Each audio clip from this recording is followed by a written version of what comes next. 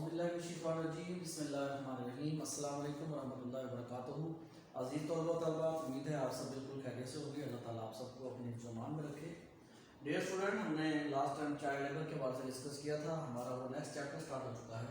اس chapter کا نیم ہے poverty and income distribution. تو اس میں آج ہم جو ٹاپک ڈسکس کرنے جا رہے ہیں وہ انکم ڈسٹریبیوشن کے حوالے سے ہے کہ انکم ڈسٹریبیوشن کیسے ہے اور یہ کیوں ان ایکول ہے اور کیسے ہم اسے ایکول کر سکتے ہیں۔ اس کے حوالے سے مزید چیزیں ہیں وہ ہم انشاءاللہ ابھی ڈیٹیل میں تھوڑا سا آپ کو ڈسکس کریں گے۔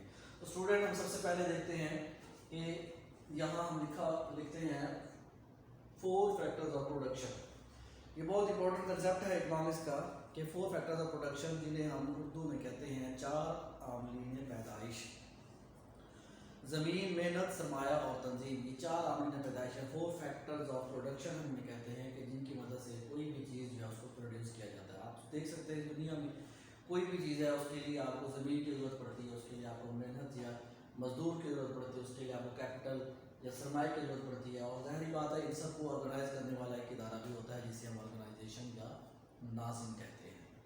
تو اسٹوڈنٹ، جب ہم زمین استعمال کرتے ہیں کسی کی تو ہم اس کے بدلے اسے ٹھیکہ دیتے ہیں، جسے اکنامکس کی زبان میں ہم رینٹ بولتے ہیں۔ لیبر جو استعمال کرتے ہیں اس کو ہم جو اس کا محنت کا صلہ ہم اس کو دیتے ہیں پیسوں کی صورت میں، اسے ہم ویج بولتے ہیں۔ سرمایہ جو ہم بینکوں سے پیسہ ادھار لیتے ہیں اس پر ہم ان کو سود دیتے ہیں، اور آرگنائزیشن کو ان سب کاموں کرنے کے بعد، چیز کو پروڈیوس کرنے کے بعد، ان سب میں جو ان کا حصہ ہے وہ ڈسٹریبیوٹ کرنے کے بعد یا اس کو پروفٹ آتا ہے یا اس کو لاس آتا ہے۔ تو اسٹوڈنٹ، یہاں ہم دیکھتے ہیں کہ جو انکم ہے، نیشنل انکم جو ہے وہ ہم دیکھ سکتے ہیں کہ وہ ان 4 فیکٹرز آف پروڈکشن میں ڈسٹریبیوٹ ہو جاتی ہے، جنہیں ہم اس شکل میں دیکھ رہے ہیں۔ یہ 4 فیکٹرز آف پروڈکشن ہیں: زمین، محنت، سرمایہ اور تنظیم کی یہ اجرتیں ہیں۔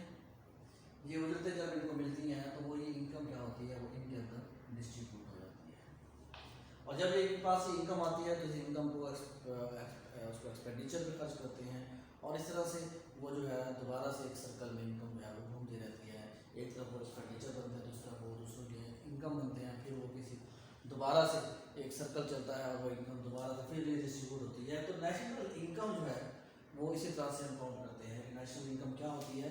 کسی بھی قوم کی جو آمدنی ہوتی ہے جو ایک سال کے عرصے میں وہ پروڈیوس کرتے ہیں اسے ہم کہتے ہیں national income of a country is the summation of wages, rent, interest and profit. Summation of rent, wages and profit, یہ سمیشن ہے، مطلب ان سب کو جب ہم جمع کرتے ہیں تو ہمارے پاس جو جواب آتا ہے وہ کیا آتا ہے؟ وہ نیشنل انکم آتا ہے، جب اسے ہم قومی آمدنی کا نام دیتے ہیں۔ N for national, I for income. تو نیشنل انکم جو ہے وہ ہمیں حاصل ہو جاتی ہے۔ Student, national income is also tantamount to aggregate expenditure of the country. Actually, these 3 approaches to define national income arrive at the same destination.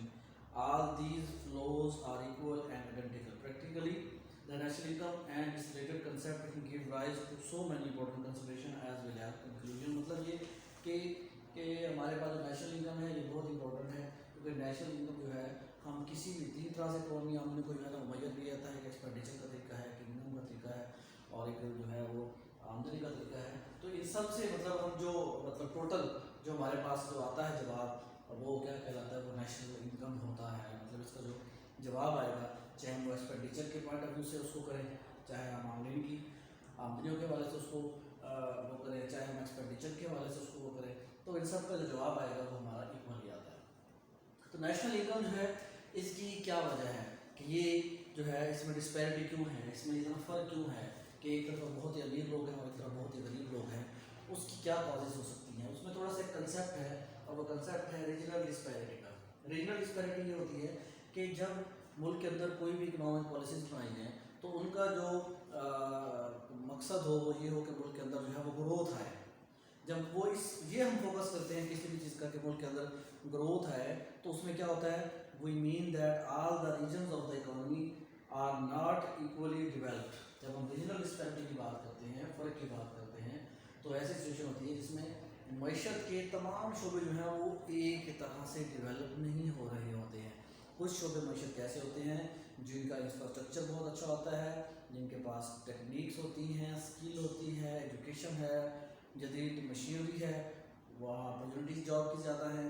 اور کچھ شعبہ جات معیشت کے ایسے ہیں کہ جو بیمار ہیں, جہاں پہ مختلف قسم کی کمیاں موجود ہیں, جہاں پہ پراپر ان کو جو ہے وہ مشینری اویلیبل نہیں ہے, ٹیکنالوجی اویلیبل نہیں ہے. تو اس وجہ سے یہ ہوتا ہے کہ وہ ایک ڈسپیرٹی آ جاتی ہے, اکنامک ڈسپیرٹی ہم سے کہتے ہیں, وہ اس میں کہتے ہیں ریجنل ڈسپیرٹی, کہ آپ کی جو معیشت ہے اس کے اندر کچھ شعبہ جات ڈیولپ ہوں اور کچھ شعبہ جات ڈیولپ نہ ہوں.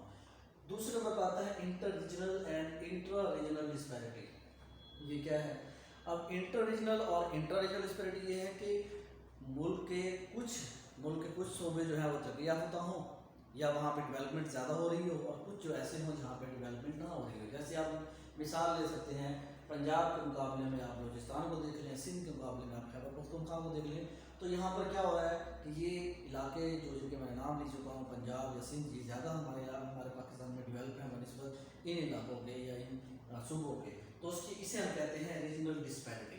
اور پھر اس کے بعد ایک کنسیپٹ اور آتا ہے, اسے ہم کہتے ہیں intra regional disparity. Intra regional disparity کیا ہے؟ ایک ہے انٹر ریجنل, یہ کنسیپٹ ہے انٹر ریجنل, اور دوسرا کنسیپٹ ہے انٹرا ریجنل.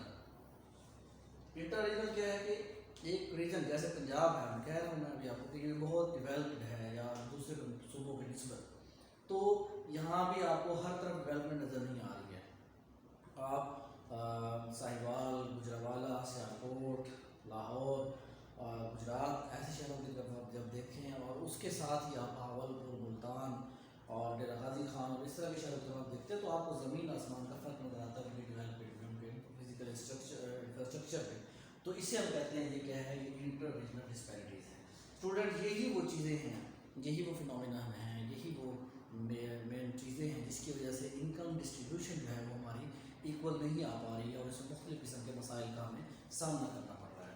اسٹوڈنٹ ہمیں یہ بات بہت اچھے سے معلوم ہونا چاہیے کہ Pakistan not only inter regional disparities but inter regional disparity also exists. It means that within a region some areas are developed and have higher per capita income as compared to the other areas and locality. اب آپ یہ سوچ رہے ہوں کہ اس میں per capita income کیا ہوتی ہے؟ اسٹوڈنٹ پر کیپٹا انکم یہ ہوتی ہے کہ جب آپ کسی ملک کی جو ٹوٹل آمدنی ہے اس کو ٹوٹل آبادی پر ڈیوائڈ کر دیتے ہیں, تو فی فرد کی جو آمدنی آتی ہے اسے ہم پر کیپٹا انکم کا نام دیتے ہیں. تو اس سے کیا ہوگا کہ پر کیپٹا انکم جو ہے وہ اس سے متاثر ہوتی ہے. پاکستان کی اس وقت جو 2016-17 میں پر کیپٹا انکم ہے وہ $1629 ہے, پاکستان کی پر کیپٹا انکم.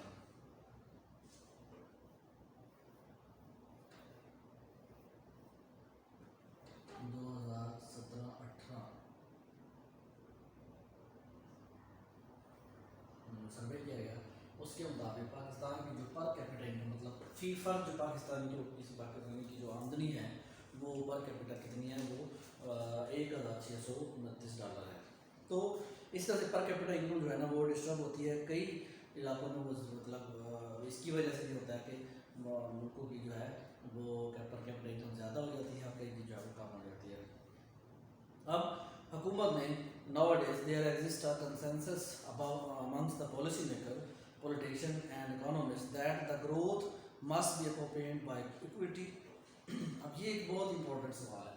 شروع میں جب اکنامکس جو پلاننگ جو تھی اس کو انٹروڈیوس کروایا گیا تو اس میں اس چیز پہ زیادہ فوکس رکھا گیا تھا کہ اکنامک گروتھ ہونی چاہیے, اور اس کے لیے انہوں نے تمام کے تمام ریسورسز لگا دیے. لیکن اکنامک گروتھ تو ہوئی, لیکن اس کی وجہ سے انکم انیکویلٹی بہت زیادہ بڑھ گئی. کیوں کہ اس میں جو بھی پلان دیے گئے, اس میں جو بھی منصوبے بنائے گئے, اس میں جو بھی پروجیکٹ دیے گئے, ان پروجیکٹ میں امیر لوگوں کو فائدہ ہوا, جن کے پاس دولت پیسہ تھا انہوں نے اس سے فائدہ اٹھایا, وہ امیر ترین ہو گئے, اور غریب لوگ جو تھے وہ اور بھی زیادہ غربت کی چکی میں پسنے لگے. سو فار دس پرپز یہ کیا گیا, it will allow the gains of growth to filter down to the masses. جب ایکویلٹی ہوگی, اکنامک گروتھ کے ساتھ ایکویلٹی بھی ہوگی, تو اس سے کیا ہوگا کہ جو بھی فائدے ہوں گے وہ تمام عوام تک جو ہے وہ پہنچیں گے. اس لیے پاکستان میں 1964 میں ایک سروے کیا گیا تھا, the first house hold income and expenditure survey, HIES.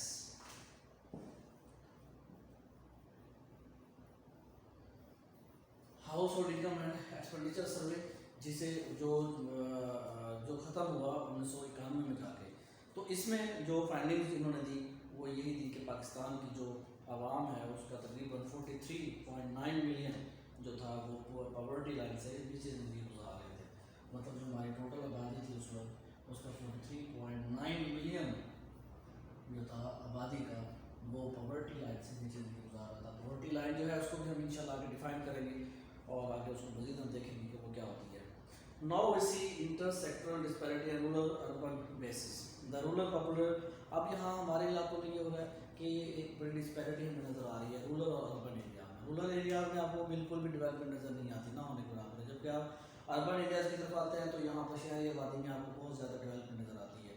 آپ کو رورل ایریاز میں کوئی سہولت نہیں ملتی، نہ صحت کی، نہ تعلیم کی، نہ کاروبار کی، نہ انفراسٹرکچر کی، جبکہ شہروں میں آپ کو اس طرح کی تمام سہولیات میسر آتی ہیں. ظاہری بات ہے اس طرح کی سچویشن میں جو لیونگ اسٹینڈرڈ ہوگا وہ بھی ڈفرینٹ ہو گیا ہے شہر والوں کا دیہات والوں کا نسبت، کہ شہر والوں کے پاس سب سہولیات گیس، پانی، بجلی سہولیات میسر ہیں، جبکہ دیہات والوں کے پاس اس طرح کی سہولیات میسر نہیں ہیں. تو یہ وہ چیزیں ہیں. دس از ایٹریبیوٹڈ to their poor possession of productivity assets, higher underemployment and lack of social physical infrastructure. The average income for the supported household in rural areas is less than that of the urban areas.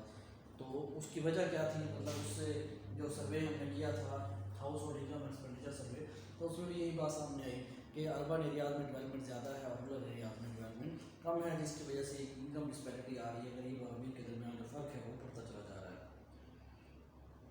Student اب ہم اس کے بعد دیکھتے ہیں کہ جو income distribution جو ہے ہماری یہ ان ایکول کیوں ہے، اس میں انیکویلٹی کیوں آئی ہے، اس کی کیا وجہ ہے، وہ ہم اس کی ریزن جو ہے وہ ہم ڈسکس کرتے ہیں.